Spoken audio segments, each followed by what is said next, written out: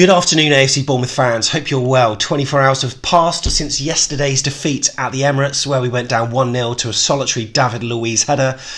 The feeling of deflation is slowly seeping away, and I'm feeling fairly proud of our performance in the second half at least. But straight afterwards, I put out a tweet asking for your 5-word match reports. So these are they on the right-hand side of the screen here.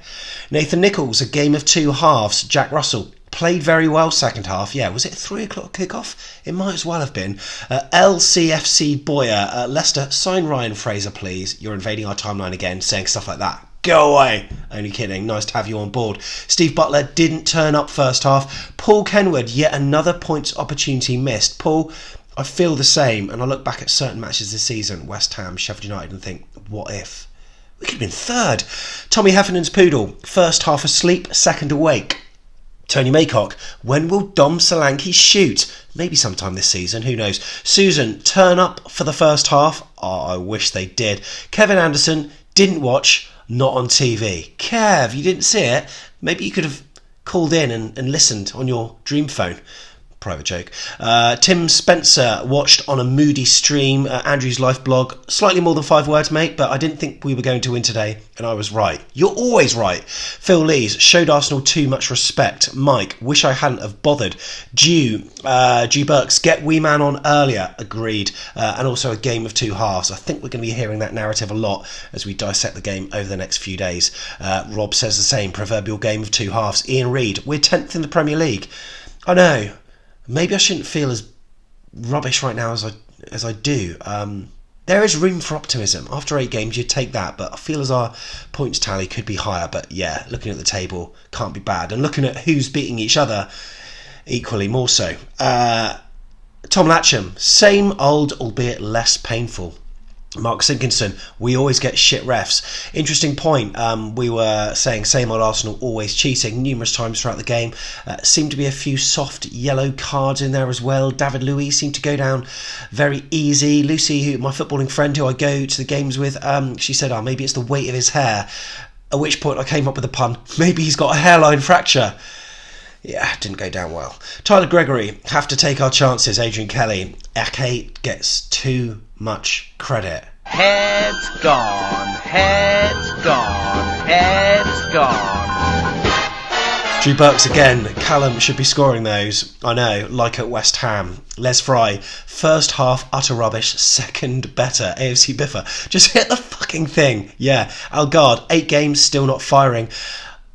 Yeah, I do agree. We are still only at 60 and 70%. I know that numerous people have said it. Callum Wilson, Simon Francis, Eddie Howe. Feel as though there's more to give. Alan, signed that contract, Ryan Fraser. I skipped one. Solanke, great work. But shoot, says Wenders. Tom Jordan, sloppy first half, positive second. Jane Smith, unnecessary corner, cost us today. Jane, yeah, I'm with you there. Taurus in the away end, said Andy Jennings. Yeah, I saw a lot of that. I think 3 people behind me were Taurus. Arsenal fans as well. I believe this match went to general sale, didn't it? But yeah, they were loving their selfies. Gavin Meaden replied to this comment you read, why Lewis Cook never play. As Gavin Meaden said, the game was absolutely crying out for him. Brunstead, sometimes just clear the ball. Stevie B started playing in the second half, and Cherry Chimes, frustrating, can do much better. And there's not much of that I actually disagree with. The first half, I've got to say, I was actually really disappointed with how we were. Seemed to invite pressure, playing it out from the back, but Arsenal's high press was just forcing us into mistakes so often. You notice a massive difference. So when Rico was playing it to Josh King in the first half, Josh King had a man up his backside like straight away, and he didn't get much chance to retain possession, conceding a throw and etc. In the second half, it was a different game, and we were flooding forward. I think he gave the team the instructions to basically be more direct and be more optimistic about things and actually go for it, whereas we were too passive. Showed Arsenal way too much respect, sadly, and we were punished duly. The only thing I wasn't surprised by in the first half was the fact that Arsenal didn't score more. But there weren't many clear-cut chances. Pepe had a shot with his left foot curling in. It was almost a carbon copy, a mirror image, with Aubameyang flashing past the post as well. It was a fairly lifeless performance, and did we have a shot of note? It was so interesting watching Match of the Day, because that game of two halves phrase was there to be seen. I don't think Arsenal had a chance in the second half, apart from at the end where the post was struck, and we didn't really cause any issues in the first. Now, if I was an Arsenal fan, I'd be delighted with getting the 3 points, but there are serious issues there, and whilst they're laughing their heads off about what's going on the other half of North London, they've got some issues of their own, and unfortunately, due to our own errors up front, we could have been making them pay the price. We could have got a point there, maybe even more. Steve Cook's header I'm looking at. Callum Wilson had a couple of efforts, but obviously the one where he went around the keeper and squared it. Was the angle too tight? I'll put a poll up there actually. What do you think? Was that Callum Wilson angle too tight? Because in my eyes, don't think it was. I think he could have gone for goal. Haven't seen many of the stats actually, so let's take a look at the possession stats, because it would be really, it's pretty, 53% to Arsenal, 47 to Bournemouth, and a similar amount of shots, 12 to Arsenal, 10 to Bournemouth. So you'd have to say the bulk of Arsenal's possession was in the first half, and then for Bournemouth in the second half. I'm not going to go on too long in this video, because if you listen to the podcast, we get the thoughts of a number of fans. Go to afcbpodcast.com and listen online, or just search Back of the Net Bournemouth on your favourite podcast app, and then you can have a listen to what the fans, and I have to say, bit of a different podcast this week. Didn't do any after game videos either. You can hear why on the podcast. However, we've had one or two sent in via WhatsApp, and we're trying to encourage more of that. Basically saves me time as well, so I can just upload your video, and it's quite nice to have a raw take of what you think as well, straight after the game. And that was from someone in the USA as well. Simon, cheers for that, really appreciate it. I think going through the team yesterday, we can say most players had pretty solid performances. This was the team. Ramsdale started. We had the back four unchanged: Stacey, Cook, Ake, Rico. In the middle of the park, Lerma and Billing, obviously. Harry Wilson on one side and King on the other. The shock for me, well, I would say shock, but Harry Wilson starting. Has he got some kind of contractual obligation to play a certain amount of minutes? Because it seems the case, because when Ryan Fraser came on, he changed the game. Not that it changed the result, but it swung in our favour, and we were so much better. And then Solanke and Wilson up front. Again, Solanke was another one that could have missed out. But what I like about it is that Eddie started with a 4-4-2, and I think that signalled his intent from the very off. Had he started with five at the back, that would have perhaps shown Arsenal that, we are playing to get a particular result, or we're going to soak up pressure and try to counter-attack you. So playing 4-4-2, it didn't really...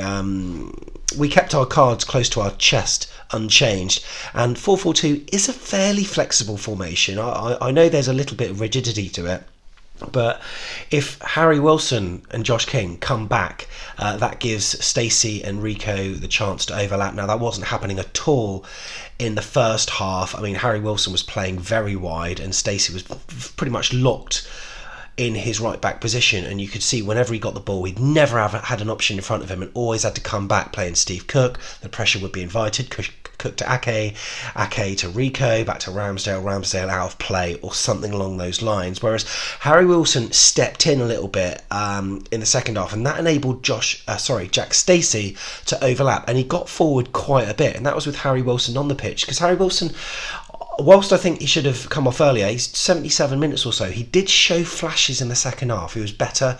Great through ball to Josh King at one point, who could have done better with his cross, and then a through ball to Jack Stacey, who kind of, was it a shot, was it a cutback, I don't know, but the way it came off his instep made it almost look like a shot, and it was palmed over the bar. So yeah, it was very interesting. Dan Juma came on 79 and looked a bit of a box of tricks. Still yet to see enough minutes from him to really know what on earth he's going to be like for us.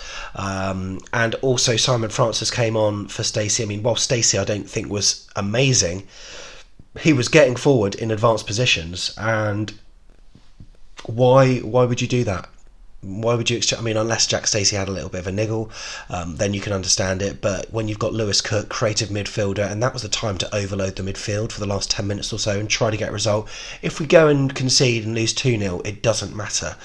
Interesting to do that. And then, we had all our 3 substitutions used. Solanke came off, obviously, 63 minutes for Fraser.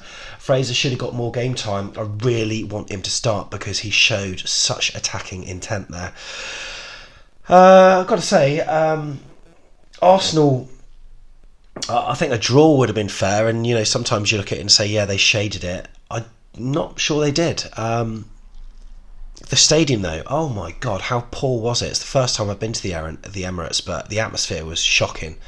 They only got behind their team after they scored 1-0 to the Arsenal, etc. A few exchanges with the different stands, with the whatever side, with the north side, with the clock end, whatever. I don't know what they sing, but they were exchanging chants. And also, that's all right, Spurs chant, brilliant. But it was very, very quiet in there, and this library stereotype. Just imagine if the players could get a bit of energy from feeding off the ferocity and vocal nature of the crowd. I mean, I know it happens in derby games, and so much of their attention is focused on bloody Spurs. Like, no wonder they're falling away from teams like Liverpool and I say Man City. Man City got dicked, but 2-0. But I mean, that's a big result. Just imagine if they could get behind their team with that kind of decibel level that they do against Spurs. And, the 11 players on the pitch do feed off that. And they would have made it a lot sort of less close than a shady 1-0 win. But, they go on.